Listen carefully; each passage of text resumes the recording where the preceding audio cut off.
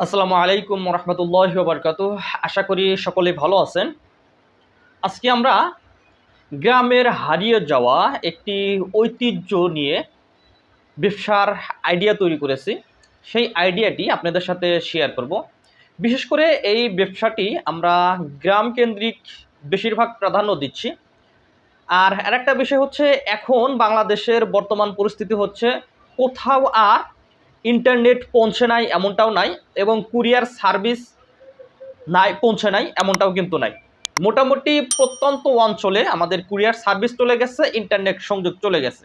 যেহেতু এই দুইটি সুবিধা আমাদের চলে গেছে, সুতরাং এখন এই ব্যবসাটি আমাদের শুরু করা দরকার।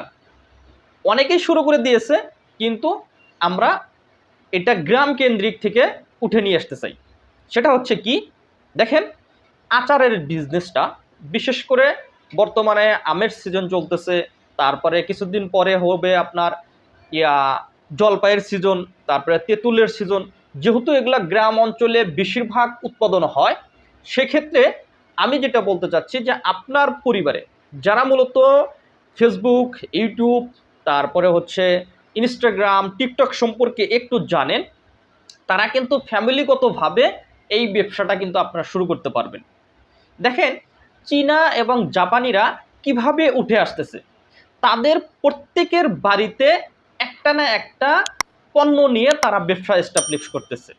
তারা সামাজিকভাবে এই ব্যবসাগুলো করে।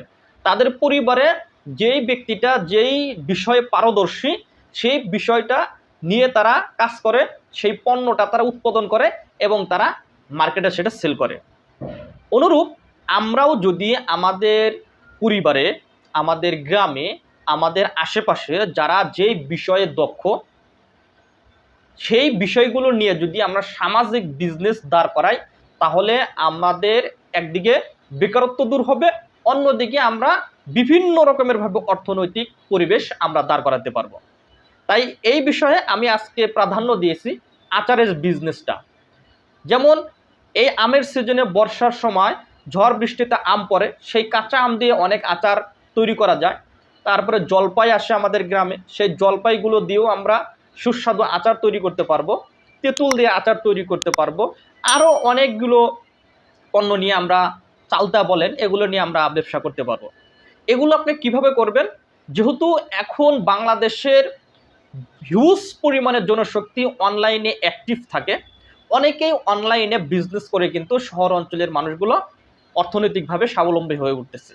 তা আমরা যদি গ্রাম থেকে এগুলো করতে পারি, আপনি একটা সুস্বাদু আচার তৈরি করেন, সেটা নিয়ে আপনি অযথা ফেসবুকে হোক, ইউটিউবে হোক, টিকটকে হোক সময় না দিয়ে সেই পণ্যটার আপনি মার্কেটিং করেন।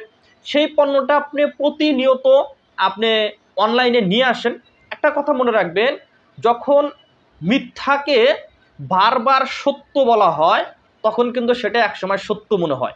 উদাহরণটি আমি কেন দিলাম, যখন আপনি বারবার একটা পণ্যের বিজ্ঞাপন আপনি আপনার অনলাইনের যে সোশ্যাল মিডিয়া আছে তখন দিতে থাকবেন, তখন দেখবেন যে কেউ না কেউ কিন্তু আপনার এই পণ্যগুলো কিনতে থাকবে।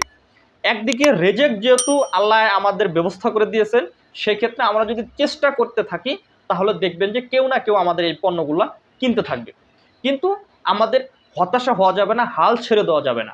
আমরা যদি ডে বাই ডে এগুলো আমরা করতে থাকি, দেখেন, শহর অঞ্চলের মানুষগুলো কিন্তু এই পণ্যগুলা, মানে গ্রামের হারিয়ে যাওয়া যে ঐতিহ্যবাহী পণ্যগুলো আছে, সেগুলো এখন পাওয়ার জন্য কিন্তু মরিয়া হয়ে আছে। তাই আপনি যদি এই গ্রামের হারিয়ে যাওয়া পণ্যগুলো শহর অঞ্চলের মানুষের কাছে তুলে ধরতে পারেন, তাদেরকে বুঝাতে পারেন, তাহলে দেখবেন যে খুব সহজেই আপনি এগুলো সাপ্লাই করতে পারবেন। তা যাই হোক, আশা করি আপনারা যারা এই ভিডিওটি দেখলেন গ্রাম কেন্দ্রিক, তারা এই ব্যবসাটি শুরু করার জন্য পরিকল্পনা করবেন। তো জানাবেন কমেন্ট বক্সে আপনাদের মতামত, ভিডিওটি কেমন হলো। পাশাপাশি যদি ভালো লেগে থাকে তাহলে অবশ্যই একটি লাইক দিয়ে চ্যানেলটি সাবস্ক্রাইব করে পাশে থাকবেন। আল্লাহ হাফিজ।